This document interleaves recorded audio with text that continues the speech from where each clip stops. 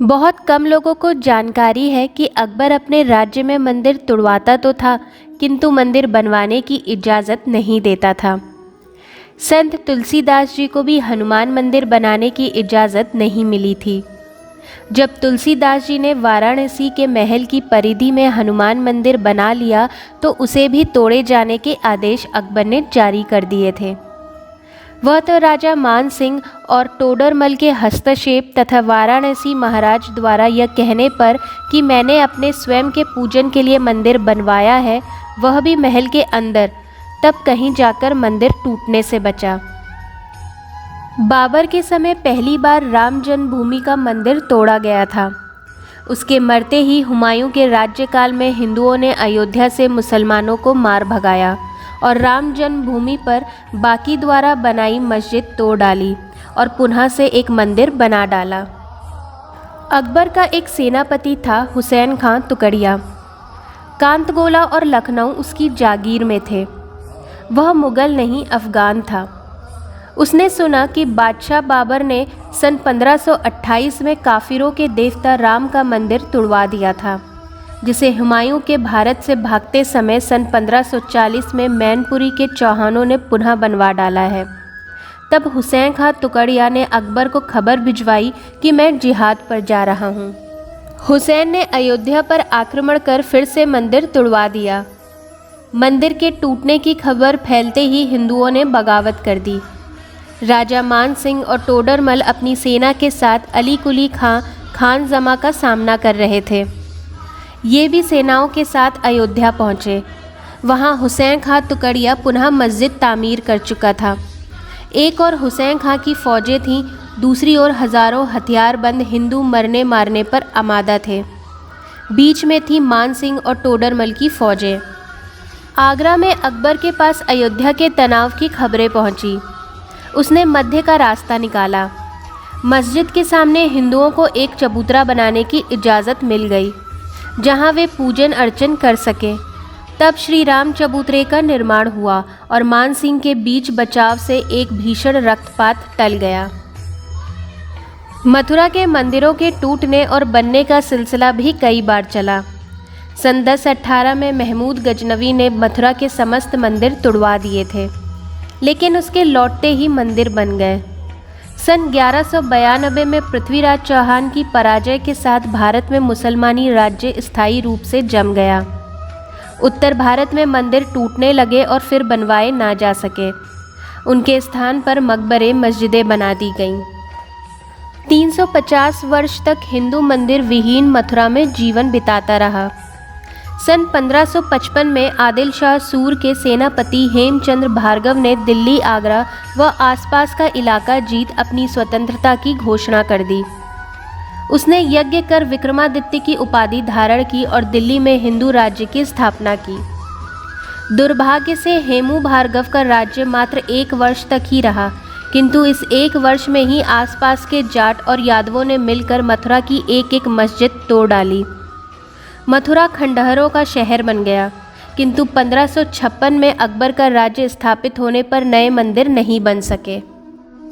मथुरा के चौबे की हवेली के पास ही खंडहर था, भगवान कृष्ण की जन्मभूमि का।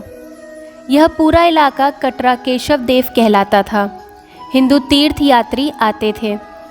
श्रद्धालुओं को प्रतिदिन खंडहर की परिक्रमा पूजा करते देख चौबे अपनी हवेली में बैठ आंसू बहाता रहा, लेकिन असहाय चौबे कर ही क्या सकता था।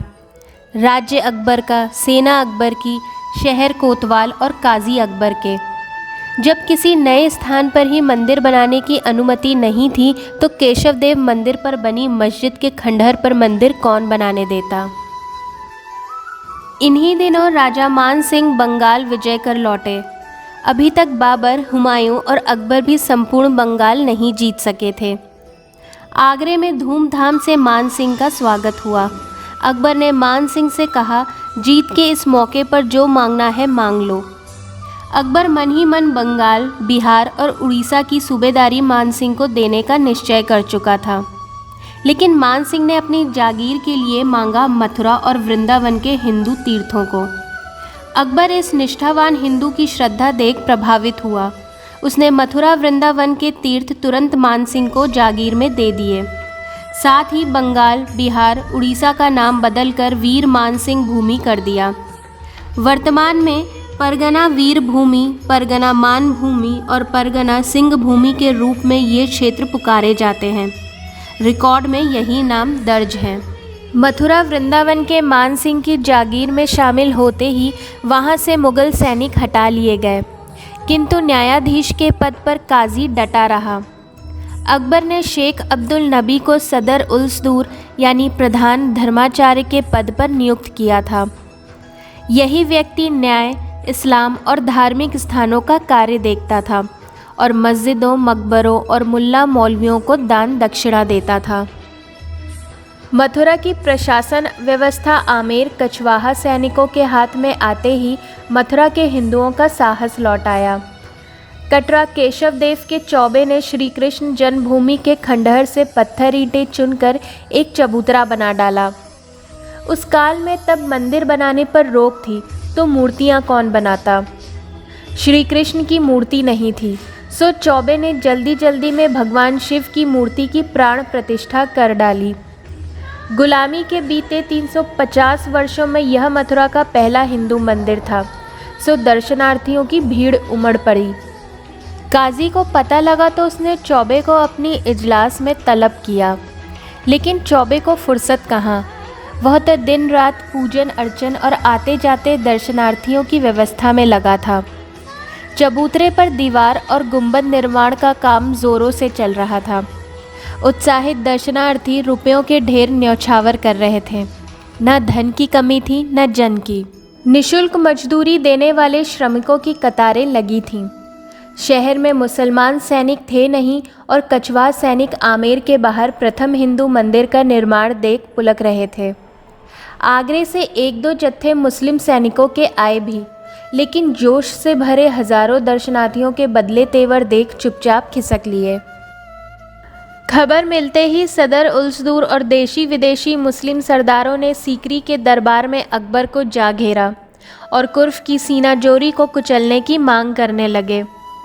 दरबार और हरम में पक्ष और विपक्ष में दो दल हो गए। समस्त मुस्लिम सरदार एक ओर तथा हिंदू सरदार दूसरी ओर हो गए। हरम की मुसलमान बेगमें मंदिर तोड़ने की बात कर रही थीं, तो हिंदू बेगमों और सरदारों का कहना था कि पहले वहाँ कृष्ण जन्मभूमि का मंदिर था, इसलिए जो बन गया सो बन गया, उसे नहीं तोड़ना चाहिए। मुस्लिम सरदारों और शेख अब्दुल नबी सदर का कहना था कि राज्य मुसलमानी है, इसलिए इस्लामी राज्य में मंदिर का बनना कुर्फ है। वहाँ मंदिर को तोड़कर मस्जिद बना दी गई थी। वह जैसी भी हालत में है, उस स्थान पर मंदिर का बनना इस्लाम के खिलाफ है। अकबर दुविधा में फंसा था। भारत का हिंदू प्रतिरोध तो समाप्त हो चुका था, लेकिन उसके परिवार के मिर्ज़ा और भारतीय अफगान सिर उठा रहे थे। गुजरात के मिर्ज़ा अब्दुल्ला, जैनपुर चुनार के अली कुली खां, खान जमा और बहादुर खां, मालवा कड़ा के आसफ़ खां, बंगाल के अफ़गान दाऊद खां और काबुल का उसका भाई मिर्ज़ा हकीम मान सिंह और टोडरमल की तलवारों से ही झुकाए जा सकते थे। वह राजपूतों को दुश्मन बनाना नहीं चाहता था और न देशी विदेशी मुसलमानों को नाराज़ करना चाहता था। इस कारण उसने सदर से कहा, यह धार्मिक मामला है और आप उसके प्रमुख हैं, जैसा चाहें वैसा करें, मैं हस्तक्षेप नहीं करूँगा। शेख अब्दुल नबी सदर ने फरमान जारी किया कि बिना इजाज़त बन रहे मथुरा के मंदिर को तोड़ दिया जाएगा। साथ ही 2000 मुग़ल सैनिक मथुरा रवाना कर दिए। आगरा से उड़ी खबर मथुरा पहुंची, अब मंदिर तोड़ दिया जाएगा। आग की तरह खबर गांव में फैल गई। मथुरा के चहों ओर बसा अजगर फुफकार उठा। अ से अहीर, ज से जाट, ग से गडरिये और र से राजपूत सर पर कफन बांधकर मथुरा पर उमड़ पड़े। जन्मभूमि परिसर और मथुरा की गलियां भर गईं। जैनों, अग्रवालों, कायस्थों ने धन की थैलियां खोल दीं। मथुरा का हर हिंदू घर रसोड़ा बन गया। हिंदू पत्नियां रात दिन पूड़ी साग बनाती और उनके पति हाथ जोड़ जोड़ मिन्नतें कर बाहर से आए धर्म योद्धाओं को खिलाते। वणिकों की गाड़ियां घर घर आटा बांटती फिरती। सारा मथुरा उत्सव नगर बन गया था। मुगल दस्ता मथुरा पहुंचा तो गली मोहल्लों में खचाखच भरे हथियारबंद हिंदुओं को देख सहम गया। तब घूमकर मुगल घुड़सवार जन्मभूमि पहुंचा। वहां भी हिंदू जनता अटी पड़ी थी। मुगलों को जन्मभूमि की ओर जाते देख मथुरा के कछवाहा सैनिक भी घोड़ों पर बैठ उसी ओर चल दिए। कछवाहा सैनिकों को देख मुगलों की हिम्मत बंधी। मुगल सरदार ने ऊंची आवाज़ में परिसर में खड़े हिंदुओं से कहा, आप लोग यह जगह खाली कर दीजिए। यहाँ बिना इजाज़त काम हो रहा है, नहीं तो खून खराबा हो जाएगा। लेकिन कोई टस से मस नहीं हुआ। ये तो मौत को गले लगाने आए थे, कौन हटता। तब मुगलों ने तलवारें सूत ली। परिसर में खड़े हिंदू भी गेती फावड़े, लाठी बल्लम, पत्थर ईंट जो भी मिला लेकर सनद्ध हो गए। मुगल घुड़सवार हमला करें उसके पूर्व ही कछवाहा सैनिक तलवारें खींच मुगलों और जनता के बीच आ गए।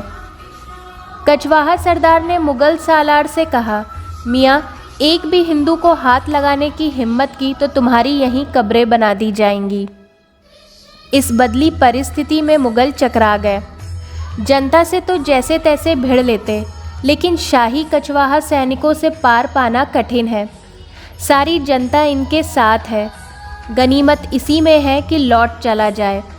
मुगल जैसे आए थे वैसे ही लौट चले। आगरा जाकर मुगल सालार ने जनता की और कछवाहा सैनिकों की बगावत की बात नमक मिर्च लगाकर अकबर को सुनाई। सदर और मुसलमान सरदारों ने भी दबाव डाला, लेकिन महाविनाश की आशंका से अकबर चुप्पी साध गया। उधर मेवाड़ में महाराणा प्रताप एक के बाद एक मुगल किले छीनते जा रहे थे। चित्तौड़, अजमेर और मांडलगढ़ को छोड़ सभी जगह से मुगल खदेड़ दिए गए। अकबर ने सोचा कि 50,000 कछवाहे सैनिक महाराणा प्रताप से मिल गए तो फिर मेरी सल्तनत का क्या होगा। आखिरकार यह तय हुआ कि चौबे को आगरा बुलाया जाए और पूछताछ की जाए। दरबार के राजा बीरबल और अबुल फजल आगरा भेजे गए।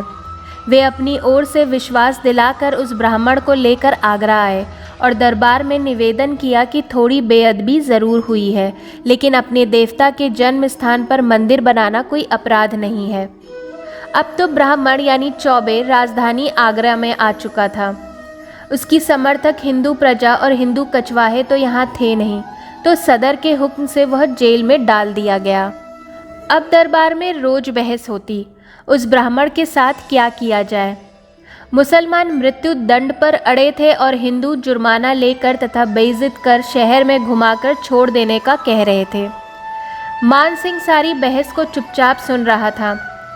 मान सिंह की अंगारा उगलती आंखें और चुप्पी उसके मन का संकल्प बता रहे थे। अकबर को सामने टूटकर बिखरता हुआ मुगल साम्राज्य दिख रहा था। अकबर ने मान सिंह और टोडरमल को अलग से बुलाया और कहा, राजा साहब, मथुरा में मंदिर को तोड़ने की आज्ञा तो मैं नहीं दूंगा, और वृंदावन में अगर आप चाहें तो और मंदिर बनवा सकते हैं, उसमें मैं हस्तक्षेप नहीं करूंगा। अकबर ने इधर सदर अब्दुल नबी व कट्टर मुल्ला मौलवियों को अलग से बुलाकर कहा, मथुरा वृंदावन अब मान सिंह की अमलदारी में है, वहाँ मुगल हुकूमत नहीं है, सो आप वहाँ के लिए कुछ मत कहिए। ब्राह्मण आपके कब्जे में है, उसके लिए जो भी चाहे फैसला करें। अगले दिन शेख सदर ने ब्राह्मण का कत्ल करवा दिया। ब्राह्मण के कत्ल की खबर फैलते ही हिंदू दरबारी सीकरी के तालाब पर जा पहुँचे। पुनः बहस छिड़ गई। फाजिल बदायूनी हत्या को उचित ठहरा रहा था, तो अकबर ने डांटकर उसे दरबार से भगा दिया। फिर जीवन भर बदायूनी दरबार में नहीं आया। बादशाह के गुरु शेख मुबारक ने कहा कि सारी इमामत और निर्णय के अधिकार अकबर के पास होने चाहिए। उनके ऐसा कहने पर शेख सदर के सारे अधिकार छीन उन्हें मस्जिद में बैठा दिया गया, किंतु हिंदू शांत नहीं हुए। मान सिंह के सैनिक शेख अब्दुल नबी सदर की मस्जिद के चारों ओर चक्कर काटने लगे और कट्टर मुस्लिम सैनिक भी सदर की प्राण रक्षा के लिए मस्जिद में जमा होने लगे। दिन पर दिन आग भड़कती ही गई। मुगल साम्राज्य को बचाने के लिए अकबर ने शेख अब्दुल नबी को एक रात चुपचाप सीकरी बुलवाया और कहा, मुग़ल तख्त और अपनी जान की सलामती इसी में है कि आप चुपचाप हज के बहाने मक्के चले जाओ और फिर लौटकर भारत मत आना। मक्का में शेख का मन नहीं लगा और उसकी मौत उसे भारत खींच लाई। वह जहाज में बैठ खंबात आया। यहाँ हालात बदले हुए थे। शेख सीधे अकबर के दरबार में पहुँचा। जो अकबर कभी इनके जूते उठाकर पहनने के लिए देता था, अकबर को कभी इसने एक डंडा मारा था और बादशाह ने उसे प्रसाद समझकर ग्रहण किया था, उसी अकबर ने इसे दरबार में देखते ही कसकर मुंह पर एक घूंसा मारा।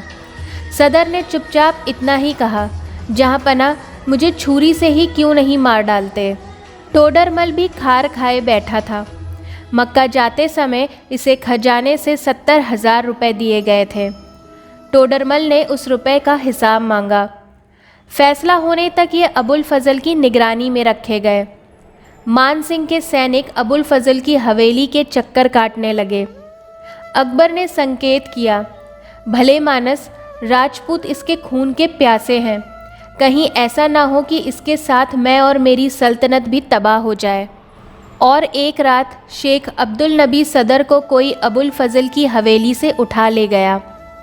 दूसरे दिन आगरा वासियों ने देखा कि मुनारों के मैदान में इस्लाम के धर्माचार्य शेख की लाश लावारिस पड़ी है। दूर कुछ कछवाए घुड़सवार चक्कर लगा रहे थे। डर के मारे कोई लाश के पास जा नहीं रहा था। इस घटना से यह बात साफ हो जाती है कि अकबर हिंदुओं के प्रति उदार नहीं था। वह पहले नंबर का स्वार्थी था। जब हिंदुओं को कुचलना था, गुलाम बनाना था, तब अपने देशवासियों मुग़लों का सहयोग लिया, और जब सर उठा रहे मुग़लों अपने भाई बंदों को मरवाना था, तब राजपूतों का सहयोग लिया। बदले में उन्हें मंदिर बनवाने की इजाज़त दी, जजिया हटाया, तीर्थों पर कर हटाया। जेसुइट मिशन का पादरी मोंसारात के मुताबिक अकबर बड़ा धूर्त था। उसके मन के था कोई नहीं ले सकता था।